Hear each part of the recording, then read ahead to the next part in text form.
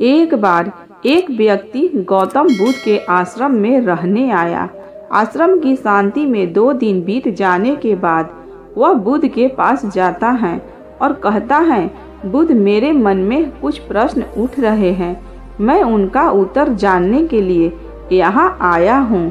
बुद्ध ने कहा, पूछो, आपका प्रश्न क्या है? उस आदमी ने कहा, बुद्ध, मैं अपने जीवन में बिल्कुल भी खुश नहीं हूँ। दुखों और परेशानियों के पहाड़ ने मेरे जीवन को नर्क बना दिया है। मेरे जीवन में कुछ भी ठीक नहीं चल रहा है। मैं जानना चाहता हूँ कि मेरे साथ यह सब क्यों हो रहा है। मैं इतना बदकिस्मत क्यों हूँ? बुद्ध ने कहा, सबसे पहले तुम मुझे बताओ कि इसका कारण क्या है। आपके दुख के लिए वे कौन सी बातें हैं जिनके कारण आप इतने परेशान और चिंतित हो गए? बुद्ध के प्रश्न पर कुछ देर सोचने के बाद उस व्यक्ति ने कहा, यह कैसा प्रश्न है? मैंने आपसे एक प्रश्न पूछा और आप उत्तर देने के बजाय पूछ रहे हैं। बुद्ध उस व्यक्ति की बात सुनकर मुस्कुराए। यदि तुम अपने दुख का कारण नहीं जानते हो तो तुम मुझसे यह उम्मीद कैसे कर सकते हो कि मैं तुम्हारे दुख का कारण जान पाऊंगा? व्यक्ति ने कहा, बुद्ध, लेकिन लोग कहते हैं कि आप भगवान हैं, आप सब कुछ जानते हैं, आप लोगों के मन को पढ़ते हैं, तब आपको मेरे दुख का कारण पता चल जाएगा। बुद्ध हल्के से मुस्कुराए और गंभीर स्वर में बोले, तुम यह सोचकर गलती कर रहे हो कि कोई आएगा और तुम्हें तुम्हारी सभी समस्याओं से बाहर निकाल देगा, लेकिन ऐसा कभी होगा नहीं। केवल तुम ही हो जो तुम्हें तुम्हारी परेशानियों से बचा सकते हो। महसूस करें कि अपने आत्मज्ञान प्राप्त कर लिया है तो आप अपनी समस्याओं का समाधान कर सकते हैं। मैं भी आपके जैसा हूँ, फर्क सिर्फ इतना है कि सब कुछ साफ है। जिस दिन आपके जीवन की सभी समस्याएं दूर हो जाएगी, उसी दिन से आपकी भी समस्या के लिए बुद्ध के पास जाने की जरूरत नहीं पड़ेगी। बुद्ध ने उस व्यक्ति से पूछा, क्या तुमने कभी किसी फूल को ध्यान से देखा है? यह सुनकर वह व्यक्ति आश्चर्यचकित हो गया और बोला, बुद्ध, फूल तो एक साधारण सी चीज है, इसे तो सभी ने देखा है। बुद्ध ने कहा, फूल एक कली है, सुबह अंधेरा होता है, दिन के उजाले में फूल बन जाता है, शाम को मुरझा जाता है। यदि फूल केवल इसी बात की चिंता करता है तो शाम तक उसे मुरझाकर गिरना ही पड़ता है, वह कभी खिल नहीं पाएगा। इस तरह अगर आप केवल अपने दुख के बारे में ही सोचेंगे तो आप कभी खुश नहीं रह पाएंगे। इसीलिए मैं आपको बताना चाहता हूँ कि आपके जीवन में कभी भी बहुत सी चीज़ें हैं जिसके बारे में अगर आप बारीकी से देखें तो आप अभी भी खुश हो सकते हैं। आप उनके बारे में सोचकर मुस्कुरा सकते हैं, आप अंदर से खुश हो सकते हैं। आप अपने जीवन की कमजोरी के बजाय अपने जीवन के सर्वश्रेष्ठ पर ध्यान केंद्रित करें। यदि आप अपने जीवन में खुशी चाहते हैं तो आपको इस शाश्वत नियम का पालन करना होगा, अच्छे पर ध्यान देना होगा और जीवन में सकारात्मक चीजें हैं। मैं तुम्हें सिर्फ रास्ता दिखा सकता हूँ, मैं तुम्हें दिखा सकता हूँ कि उस रास्ते पर कैसे चलना है, लेकिन तुम्हें उस रास्ते पर चलना होगा। बुद्ध के ऐसे शब्द सुनकर वह आदमी कुछ देर तक शांत बैठ रहा, फिर उसने कुछ सोचा और कहा, लेकिन बुद्ध, मैं चलता हूँ, एक बात समझ नहीं आ रही, क्या मेरा पूरा जीवन एक ही तरीके से हल हो सकता है? बुद्ध ने बहुत धीरे से उत्तर देना शुरू किया। मान लीजिए कि कोई भविष्यवक्ता आपको बताता है कि आज शाम तक आपकी मृत्यु निश्चित है। यह जानकर आपको उन बातों की चिंता होगी जिनके बारे में आप अभी चिंता कर रहे थे। आपको याद भी नहीं होगा कि किस तरह की परेशानियां हैं और किस बात की चिंता कर रहे हैं। आप उस वक्त सिर्फ उस हकीकत के बारे में सोच रहे होंगे जिसे लोग मौत कहते हैं। अचानक आपको एहसास होगा कि जिन छोटी छोटी चीज़ों को आप उसकी सबसे बड़ी परेशानियां कहते थे वह कुछ भी नहीं है। अचानक आपको लगेगा कि चिंता करना बेकार है, आज शाम तक मैं दुनिया छोड़ने वाला हूँ। मैं आप पाएंगे कि आपके पूरे जीवन के वे क्षण व्यर्थ हो गए जो आपने चिंता, ईर्ष्या और व्यर्थ कष्ट में बिताए होंगे। लोग बोलते तो है लेकिन अंदर से कभी स्वीकार नहीं करते कि एक दिन उन्हें भी इस दुनिया से जाना है। उनकी इच्छाएं इतनी प्रबल होती है कि वे खुद को अमर मानते हैं। सुख और दुख दोनों ही अस्थायी नहीं हैं, यह हमारे कार्यों और विचारों से निर्मित होते हैं। वह आदमी जो बुद्ध की बातें सुन रहा था टोकते हुए बोला, तो आपके कहने का मतलब यह है कि मैं हमेशा सोचता हूँ कि मैं मरने वाला हूँ। क्या यह सोच मेरी कभी समस्याओं का समाधान कर देगी? नहीं, ऐसा कभी मत सोचिए।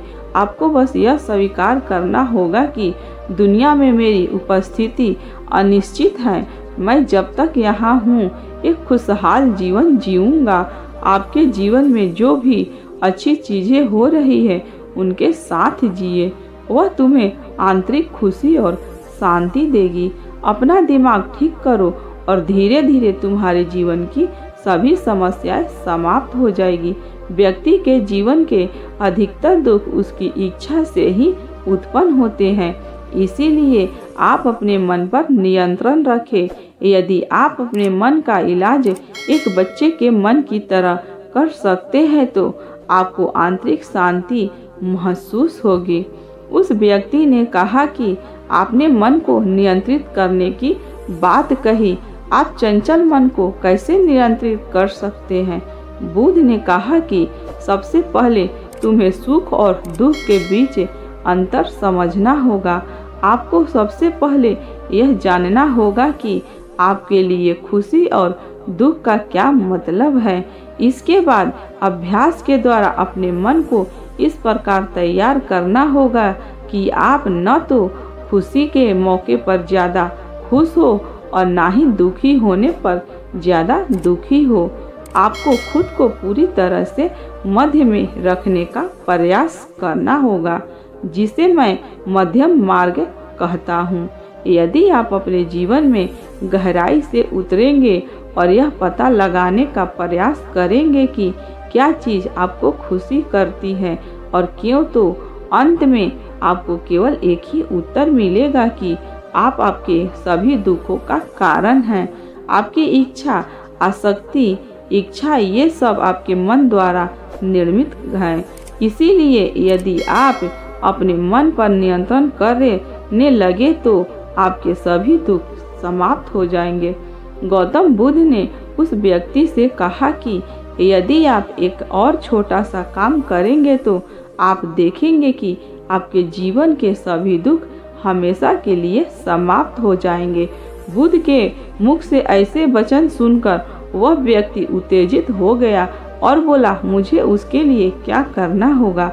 बुद्ध के मुख से ऐसे शब्द सुनकर वह व्यक्ति उत्तेजित हो गया और बोला, मुझे इसके लिए क्या करना होगा? बुद्ध ने कहा कि तुम अगले 2 दिनों तक किसी से बात नहीं करोगे और कागज लेकर आराम से एकांत स्थान पर बैठ गए। आपको वहां बैठकर उन दुखों के बारे में सोचना और लिखना है जो आपकी परीक्षा ले रहे हैं, और उनका कारण भी लिखना है। और दूसरे पेज पर आपको थोड़ी सी खुशी लिखनी है और यह भी लिखना है कि आपको यह खुशी क्यों है। जल्दबाजी करने की कोई ज़रूरत नहीं है, आपके पास बहुत समय है, आप आराम से सोच सकते हैं। जाओ और सोचो और आराम से लिखो। उस आदमी ने बुद्ध को प्रणाम किया और आश्रम के कोने में बैठ गया। 2 दिन बाद वह कुछ लेकर बुद्ध के पास वापस आया।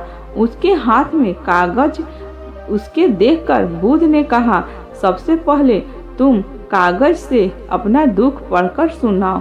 व्यक्ति ने सबसे पहले अखबार पढ़ना शुरू किया। मेरे परिवार के सदस्य अमीर हैं, लेकिन मैं गरीब हूँ। मैं काम करता हूँ, मैं अपने काम में अमीर नहीं हूँ और मैं अपने काम में सहज हूँ और मेरी तुलना दूसरों से की जाती है। व्यक्ति ने आगे पढ़ना शुरू किया। दूसरा, मेरे पड़ोसन में बहुत से लोग ने बचत की है, लेकिन मेरे पास बचत के नाम पर कुछ भी नहीं है।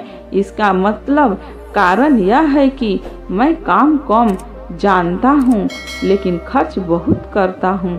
आज मेरे पास बचत के नाम पर कुछ भी नहीं है। मेरी पत्नी काफ़ी समय से बीमार है और उसकी बीमारी का कारण मैं हूँ। मेरी लापरवाही के कारण मैं उसे कभी किसी डॉक्टर के पास नहीं ले गया। मैंने इसे भाग पर छोड़ दिया। शायद यह मेरी अपमानजनक इच्छा थी कि अगर मैं बीमारी से मर जाऊं तो मैं एक खूबसूरत महिला से शादी करूंगा। चौथा, मैं मन में फ्री पैसे पाने के बारे में सोचता रहता हूँ, परंतु योजना पूरी नहीं होती। मैं दुख के सागर में डूब जाता हूँ, फिर यह दुख मुझसे सहन नहीं होता और इसका कारण मैं हूँ। मुझे पता है कि मेरे पास अल्कोहल पीने के लिए पैसे नहीं हैं, फिर भी मैं इसे पीता हूँ। मैं अपना दिन खुशी से जीता हूँ, लेकिन ऐसा करने में सक्षम नहीं होने पर देखता रहता हूँ। बुध, ये मेरे जीवन के सबसे बड़े दुख हैं और गहराई से सोचने के बाद मैंने पाया कि कई उनसे मेरे कार्यों और मेरे विचारों के कारण हुआ है। यह सुनने के बाद आपने मुझे खुशी का पेपर पढ़कर सुनाना। पिछले 2 दिनों में मैंने जो भी महसूस किया वैसा मैंने अपने जीवन में कहीं भी अनुभव नहीं किया। पिछले 2 दिनों में मुझे एहसास हुआ कि वास्तविक शांति और आनंद कितना महान है और मैं इसका अनुभव करके बहुत खुश हूँ। मेरी खुशी के कारणों की सूची बहुत लंबी है। इसे पढ़ने और समझने में बहुत समय लगेगा। उस व्यक्ति के मुंह से ऐसी बात सुनकर वह व्यक्ति मुस्कुराया और बोला, सिर्फ आपके लिए ही नहीं बल्कि हम सभी के लिए कारण एक ही है। वह व्यक्ति अपना बहुत सारा समय बर्बाद करता है। आप दुख का कारण ढूंढने में लगे हैं। हमारा जीवन भी एक तरह से सुख, शांति और आनंद की तिजोरी है। बुध ने उस व्यक्ति से कहा कि खुशी के सभी कारणों को साझा करने की जरूरत नहीं है, तुम उनमें से कुछ का पाठ कर सकते हो। वह व्यक्ति बड़ी मुस्कुराहट के साथ पढ़ने लगा। पहली खुशी, क्योंकि मैं जीवित हूँ और दुनिया में रह रहा हूँ और मैं स्वस्थ हूँ। मेरे माता पिता, एक पत्नी और 2 बच्चे हैं। ऐसे ही मेरे पिता के पास कई अनमोल खजाने हैं, जैसे मेरे माता पिता का प्यार, मेरी पत्नी का प्यार, मेरे बच्चे का प्यार और एक पिता की खुशी। दूसरा कारण यह है कि मैं कड़ी मेहनत करता हूँ। मैं कोई भी काम कर सकता हूँ। आपकी आय में कोई बाधा नहीं आ सकती और आप अपने परिवार की सभी जरूरतों को पूरा कर सकते हैं। मुझे खुशी है कि मैं एक खुशहाल परिवार बना सकता हूँ। मैं अपनी तुलना अपने भाइयों, अपने पड़ोसियों से करता हूँ और आपने कृपया करके मुझे मानवता वाला इंसान बनाया है। सभी बुरी आदतों को छोड़कर आप सुखी और खुशहाल जीवन जी सकते हैं। और मेरे लिए सबसे बड़ी खुशी और सौभाग्य की बात यह है कि मुझे एक जगह मिल जाए और जब तक मैं अब इस दुनिया में हूँ, हमारी इच्छा और आसक्ति ही सभी दुखों का कारण है। मैं खुद को जानने की पूरी कोशिश करूँगा और मैंने कभी नहीं किया। जीवित रहे। अब आपने अपने परिवार के पास रह सकते हैं। यह जीवन सबके साथ है। आपके जीवन में कोई भी परेशानी आपको घेरने की कोशिश कर सकती है। जीवन अपने आप से कहने के लिए बहुत छोटा है और इस जीवन में आप चिंताओं और दुखों को खुद पर हावी नहीं होने देंगे। शांति से बैठकर उस दुख का कारण जानने का प्रयास करें और यदि मिल जाए तो उसे नष्ट कर दे। इस तरह आप मानसिक शांति और कभी न खत्म होने वाली खुशी पा सकते हैं। दोस्तों आशा करती हूँ कि आपको इस कहानी से बहुत कुछ सीखने को मिला होगा। इस कहानी में बस इतना ही। मिलते हैं अगली कहानी में। जब तक अपना ख्याल रखिए। धन्यवाद दोस्तों।